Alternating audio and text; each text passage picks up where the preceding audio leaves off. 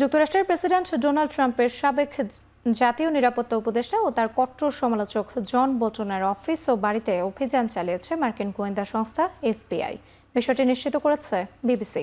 স্থানীয় সময় শুক্রবার সকালে জন বোল্টনের ওয়াশিংটন ডিসির কার্যালয় ও ম্যারিল্যান্ডের বাসায় অভিযান চালায় তারা। প্রায় 2 ঘন্টা ধরে চলে তল্লাশি। যদিও কোনো ধরনের অপরাধমূলক কর্মকাণ্ডের অভিযোগ নেই তার বিরুদ্ধে। 2016 সালের প্রথম মেয়াদে ট্রাম্প প্রেসিডেন্ট হওয়ার পর জন বোল্টনকে জাতিসংঘে মার্কিন দূত ও পরে জাতীয় নিরাপত্তা উপদেষ্টার দায়িত্ব দেন। পরবর্তীতে ট্রাম্পের কট্টর সমালোচকে পরিণত হন তিনি। তার প্রকাশিত একটি বইয়ে ট্রাম্পকে দেশ পরিচালনার অযোগ্য বলে দাবি করেন তিনি। তবে ওভাল অফিসে সাংবাদিকদের প্রশ্নের জবাবে ট্রাম্প জানান, জন বোল্টনের ইস্যুতে জড়াতে চান না তিনি। এই ইস্যুতে বোল্টনের পক্ষ থেকে এখনও কোনো প্রতিক্রিয়া জানানো যায়নি।